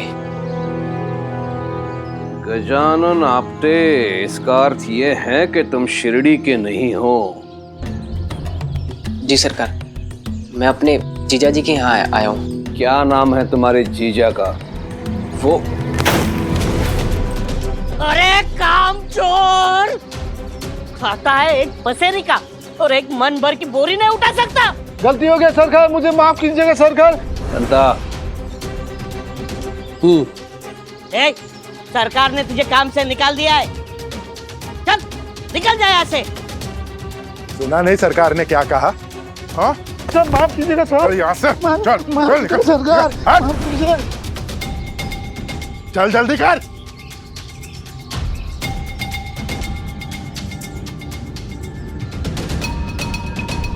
पढ़े लिखे हो? जी।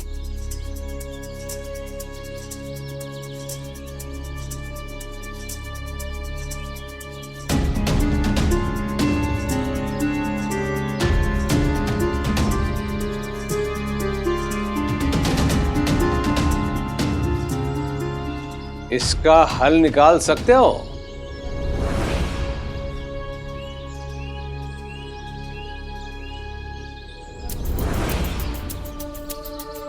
पहनावे से तो किसी अच्छे घर का लड़का लग रहा है, मेरे किसी काम आ सकता है।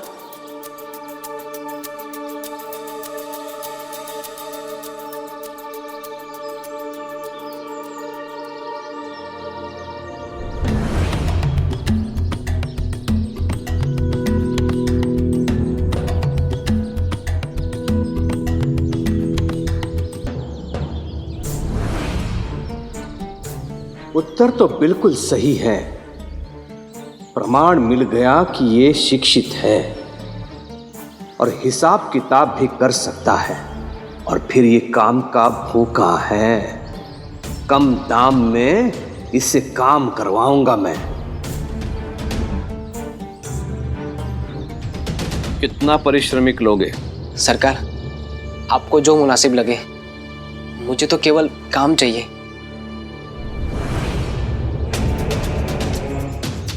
ऐसे मूर्ख कहाँ मिलते हैं हरिओम।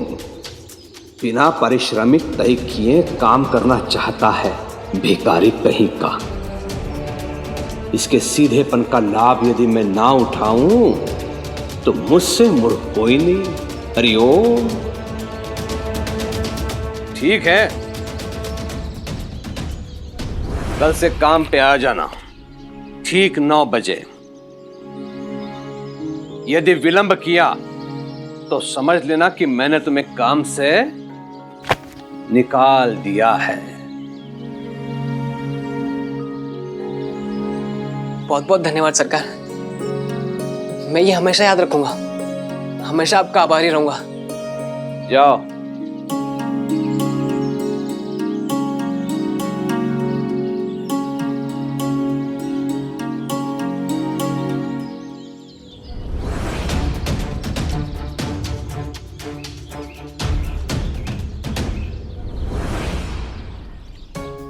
साई से मदद मांगी थी, लेकिन उन्होंने क्या किया? भिखारी समझ के झूठन दे दिया। मैंने उनका लिहाज करके रख लिया, लेकिन उन्होंने क्या सोच के दिया कि मैं गरीब हूं, मैं बच्चों को कुछ भी खिलाऊंगा। हाँ? ये तो वही बात हो गई, नाम बड़े और दर्शन छोटे।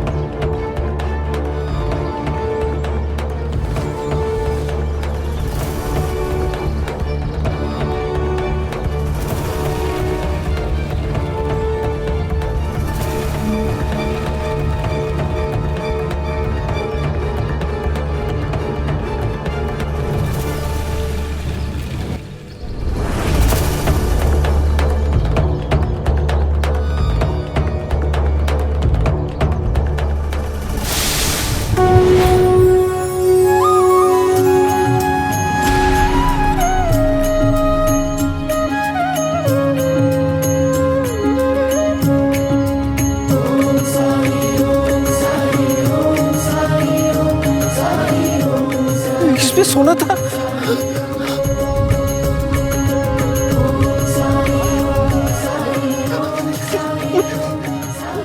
ये मैंने क्या कर दिया? तुम्हारा परिवार भी भूखा होगा, उन्हें भी खाने की जरूरत है, इसलिए उनके लिए खाना बांध कर दे देता हूं मैं। तुम अपने साथ ले जाना और जब घर पहुंचो तो उन्हें दे देना।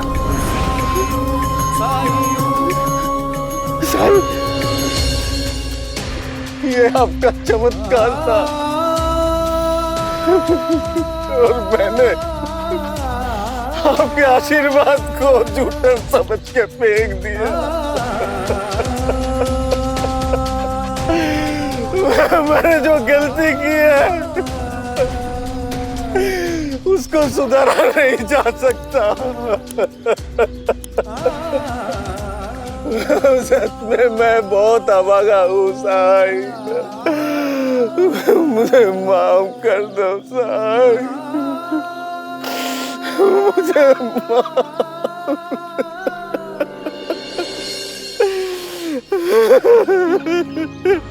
आपके आशीर्वाद को ठुकराने के बाद उसकी कीमत समझ में आई।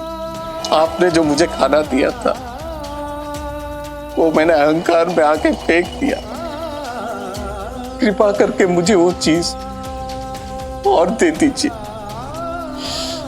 मुझे बस एक मौका दीजिए साईं। जब पहली बार तुम मेरे पास आए तो रो रहे थे तुम और मुझसे पूछा था कि तुम्हें अमीर बनने का अवसर क्यों नहीं मिला। मेरे विचार से अब तुम्हें तुम्हारे प्रश्न का उत्तर मिल गया है। वो मालिक हम सबको मौका देता है और ये हम पर छोड़ देता है कि उस मौके को पहचान कर हम उसका लाभ उठा पाते हैं या नहीं। ऐसे ही मौके तुम्हारे जीवन में भी आते रहे होंगे, बस तुम उन्हें देख नहीं पाए। अपने अहंकार के अंधकार में अपने भाग्य के वरदान को तुम नहीं देख पाए, और आज भी कुछ ऐसा ही हुआ। किस्मत को कोसते रहते हो तुम कि तुम्हें काम नहीं मिलता, लेकिन हकीकत ऐसी नहीं है। साहूकार ने कल बुलाया था तुम्हें, लेकिन तुम तय वक्त पर नहीं पहुंचे, और जब तुम नहीं पहुंचे तो उसने किसी ऐसे इंसान को काम पर रख लिया जो काम के महत्व को समझता हो, समय के महत्व को समझता हो। और यही नहीं, आज भी तुमने गाड़ी चालक की नौकरी ठुकरा दी क्योंकि तुम्हें वो काम छोटा लगा। तुमने नहीं सोचा कि अगर तुम गाड़ी चलाओगे तो 4 लोग तुम्हारी गाड़ी में बैठेंगे। हो सकता है उनमें से किसी ऐसे व्यक्ति से तुम्हारी मुलाकात हो जाए जो तुम्हें तुम्हारी प्रतिभा, तुम्हारी योग्यता के अनुसार काम दे सके तुम्हें।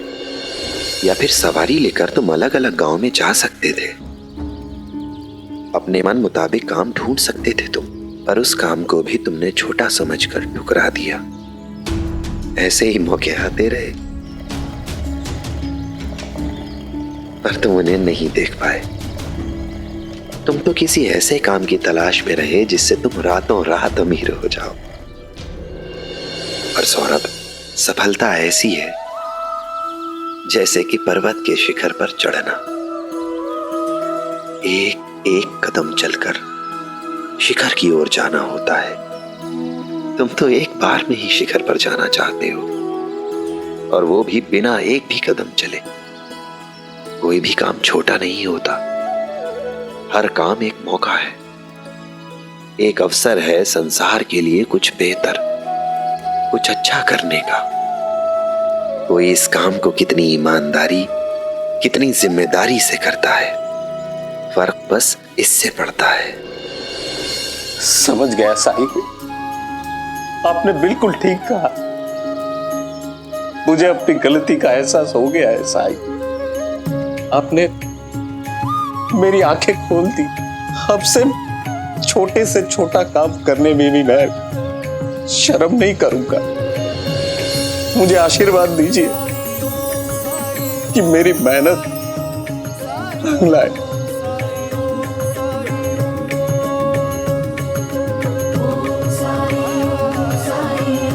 राम जी भला करें।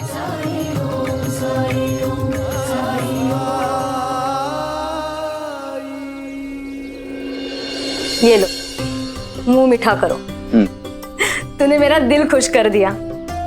मुझे पूरा यकीन था कि तू कुछ ना कुछ तो जरूर करेगा, लेकिन इतनी जल्दी अपने पैरों पे खड़ा हो जाएगा ये नहीं सोचा था।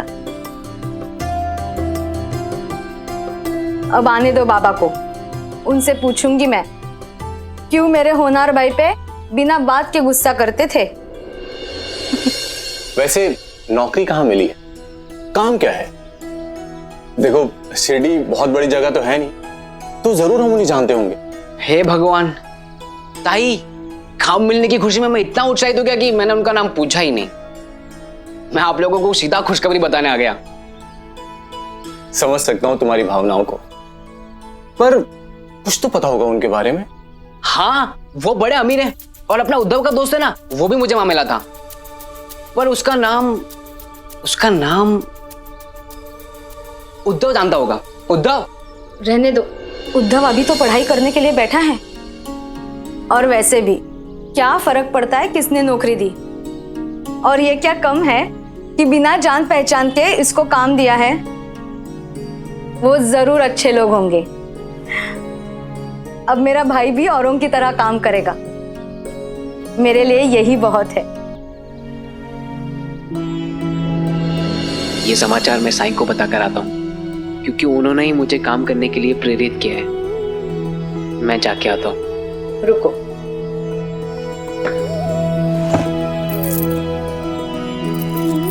ये लो, बाजार से मिठाई लेके द्वारका में जाना। ऐसी बातें मुंह मीठा करके बताई जाती है। ठीक है ताई, मैं जाके आता हूँ साई के पास। मामा जी मैं भी चलूंगा आपके साथ बाजार। पता था मुझे, सहदेव के आते ही तुम्हारा मन पढ़ाई में नहीं लगेगा। ठीक है, मामा के साथ जा रहे हो तो जाओ, पर जल्दी आना और आके अपनी पढ़ाई पूरी करना, ठीक है? चलिए मामा जी। ठीक है, हम चलते हैं। सहदेव का शिरडी आना सार्थक हो गया।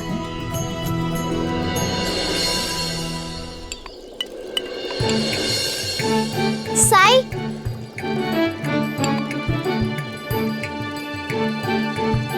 मैं अब से यहाँ द्वारका माई में ही रहूंगी। क्यों? ऐसा क्या हुआ? मुझसे कोई प्यार नहीं करता, इसलिए मैं अपना घर छोड़कर यहाँ आई हूँ।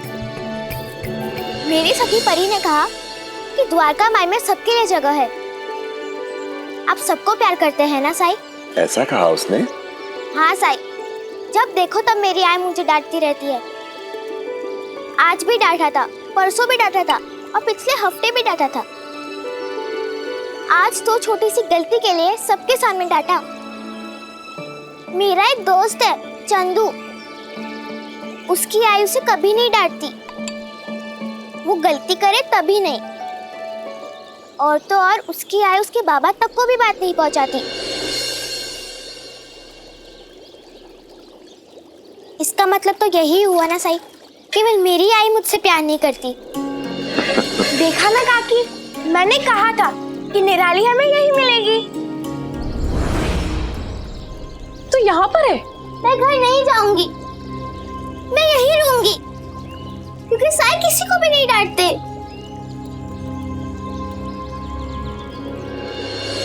निराली कह रही थी कि आप उसे बहुत डांटती हैं। सही कह रही है ये, पर आप ही बताएं साई, अगर ये शैतानी करेगी, जिद करेगी, तो क्या मैं इसे लाड करूंगी, बिगड़ने दूंगी?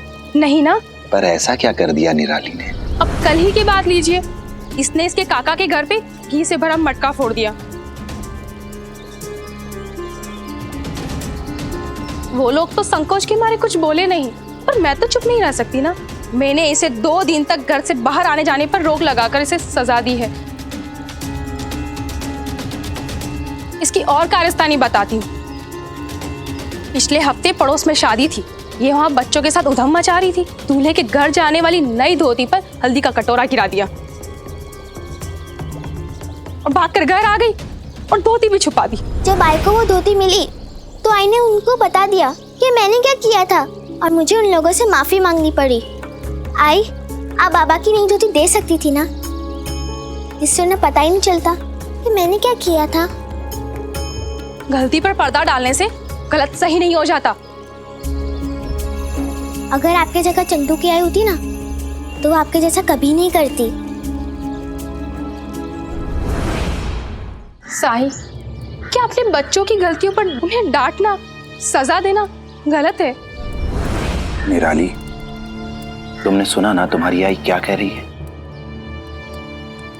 और तुम्हें क्या लगता है कि वो गलत है? हाँ साई। फिर ठीक है, लेकिन द्वारका माई में सभी को कुछ ना कुछ काम करना पड़ता है। इसलिए तुम्हें भी एक काम सौंपता हूं। वो घोंसला देख रही हो पेड़ पर? उसमें चिड़िया के छोटे छोटे बच्चे हैं जिन्होंने अभी तक उड़ना नहीं सीखा है। तो तुम्हारा काम है उन्हें खाना खिलाना। वो बड़े हो जाएं तब भी, और जब तक वो जिंदा रहें तब तक। ठीक है ना? लेकिन साई, जब वो बड़े हो जाएंगे तो क्या वो उड़ना सीखकर अपने लिए खाना तलाशने नहीं चाहेंगे? जब खाना उन्हें घोंसले के अंदर ही मिलेगा तो उड़ना क्यों चाहेंगे वो? पंछियों की माँ उन्हें उड़ना इसलिए सिखाती है ताकि बड़े होकर वो लोग अपने लिए खाना तलाश कर पाएं। चील, बाज जैसे खतरनाक पक्षियों से अपनी रक्षा कर सकें। लेकिन फिर भी जोखिम तो रहता ही है ना। सोचो अगर खाना उन्हें घोंसले में ही मिलने लगे तो कोई जोखिम नहीं, और फिर तो मां की भी कोई आवश्यकता ही नहीं है। नहीं, आई का कुछ पता नहीं चला। हम तो आसपास के गांव में भी चक्कर लगाकर आ गए, लेकिन सब बेकार रहा। पता नहीं किस हाल में हो गई आई। क्या तुम लोगों ने कोपरगांव, नीमगांव या फिर शिरडी जाकर देखा आई को? शिरडी क्या, अहमदनगर तक जाकर ढूंढ के आए, लेकिन कहीं कुछ पता नहीं चला आई का। पता नहीं उन्हें जमीन खा गई या आसमान निकल गया। झूठ झूठ बोल रहे हो तुम लोग। मैं जानता हूं काकी कहां है।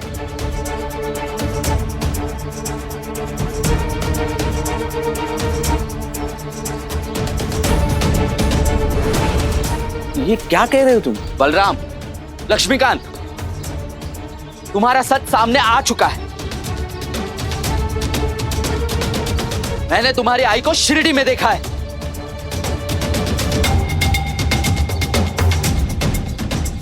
वो शिरडी में रह रही है। आप यहां कैसे? मैं गया था आपके घर आपसे मिलने। क्या मेरे घर गए थे? मेरे बेटे कैसे हैं? वहां सब ठीक है ना? हम सब में कोई ना कोई दोष जरूर है, लेकिन कोई अपनी मां के साथ ऐसे कर सकता है क्या? अरे मुझे तो शर्म आती है तुम्हें अपना दोस्त कहते हुए।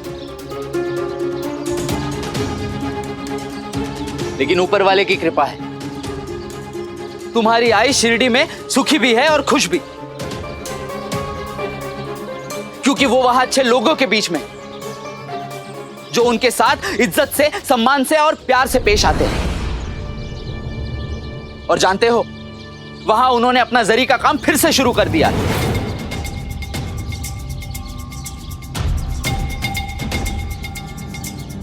क्या कहा तुमने? जरी का काम? फिर तो तुम्हें जरूर धोखा हुआ है। अरे हमारी आई तो अंधी है, वो कुछ नहीं देख पाती। लगता है तुमने मेरी बात ध्यान से नहीं सुनी। तुम्हारी आई शिरडी में है, जहां साई रहते हैं। साई, जिन्होंने कई चमत्कार किए हैं। अरे उन्होंने ही तुम्हारी आई की आंखों की रोशनी लौटाई है। काश साई तुम जैसे कुपूतों को भी सद्बुद्धि दे पाते, स्वार्थ में अंधे हो चुके बेटों को ठीक कर पाते। बस शरद भाऊ, बस शरद भाऊ, बस एक शब्द और नहीं। हम सुन रहे हैं, इसका मतलब ये नहीं कि आप हमारा अपमान करोगे। और जो कुछ भी हुआ वो हमारे घर की बात थी। वैसे भी तुम जैसे लोगों के साथ बात करना कौन चाहता है?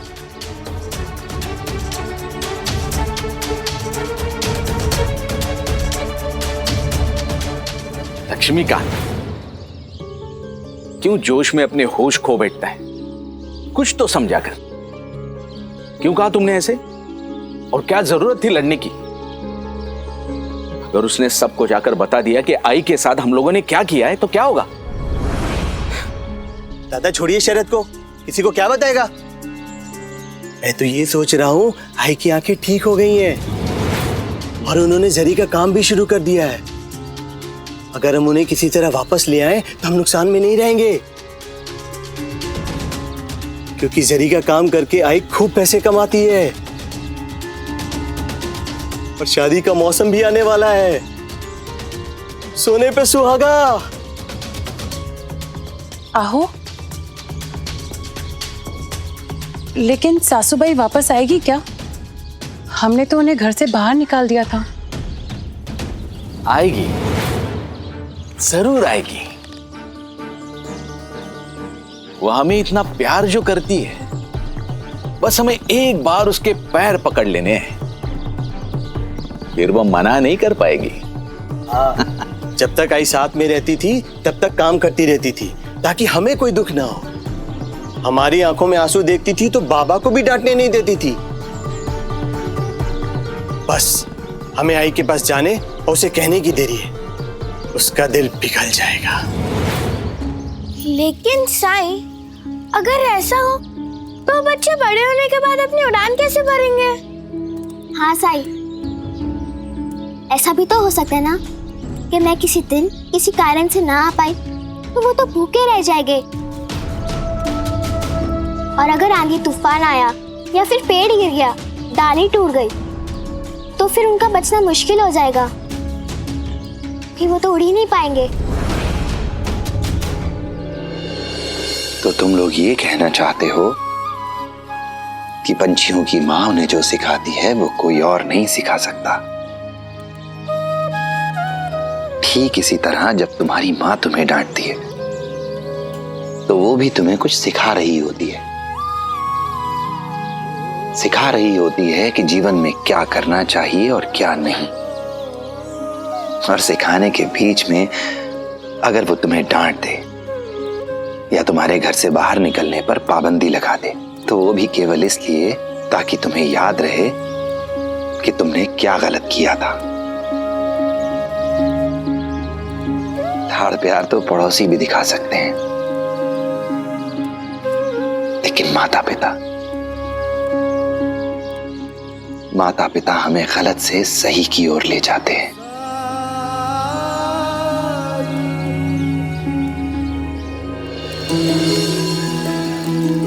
उद्धव, मुझे कुछ समझ नहीं आ रहा मैं क्या लूं।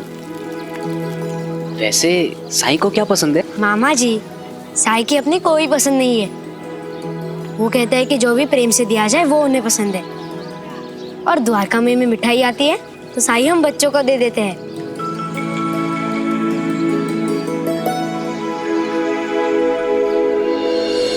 ये बेसन के लड्डू ले लीजिए।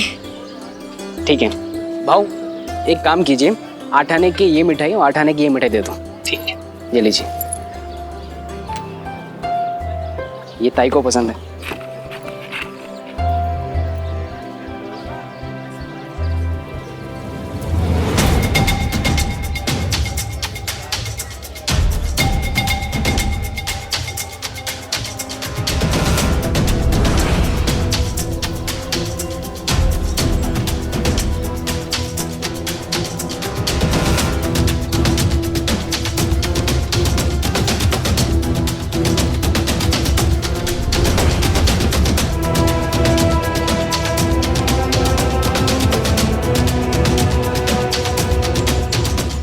मामा जी चलिए, हमें मिठाई मिल गई। मामा जी चलिए ना, हमें साईं के पास जाना है।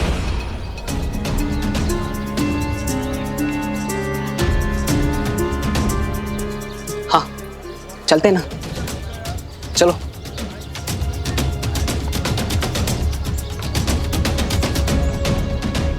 और आई ने सबके सामने जो किया?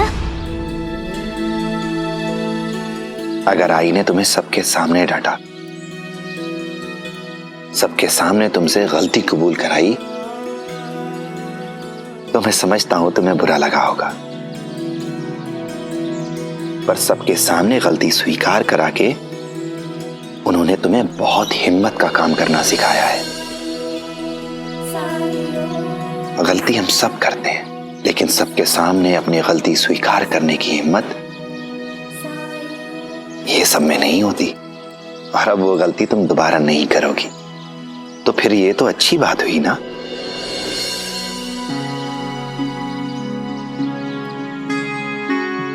निराली, सोचो, अगर तुम्हारी आई भी तुम्हारी गलती छुपा लेती, तुम्हारे बाबा की धोती उस शादी वाले घर में दे आती, तो क्या शिक्षा मिलती तुम्हें, जानती हो? तुम्हें लगता कि तुम कोई भी गलती कर सकती हो, तुम कुछ भी कर सकती हो, तुम्हारी मां तुमसे कुछ नहीं कहेगी, तुम्हारी गलती को दुनिया से छुपा लेगी वो। थोड़ी देर के लिए तुम्हें अच्छा लगता, तुम्हारी मां तुम्हें दुनिया की सबसे अच्छी मां लगती, बहुत प्रेम उमड़ता उस पर उसका परिणाम क्या होता, कभी सोचा है तुमने? ना तो तुम सामाजिकता का ध्यान रखना सीख पाती और ना ही अपनी आई का मान रखना।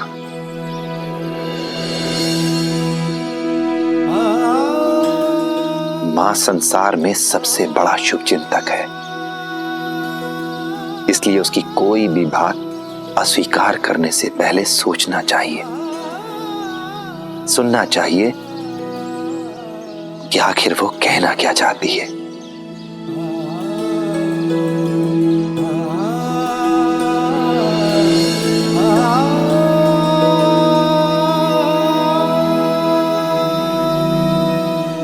मैं समझ गई साई।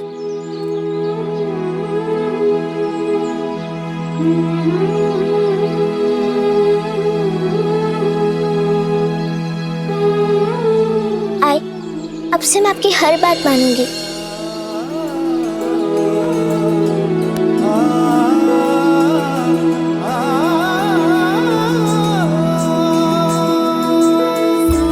मुझे भी तुझे डांटना कहाँ अच्छा लगता है।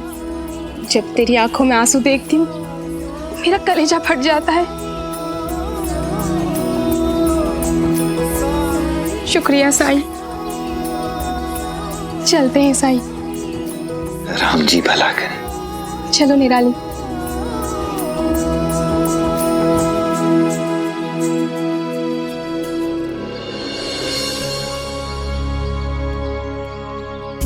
सही कह रही थी निराली की माँ। कोई भी माँ अपने बच्चों की आंखों में आंसू नहीं देख सकती। मैं भी अपने बेटों को रोते देखती थी ना, उनकी हर बात मान लेती थी।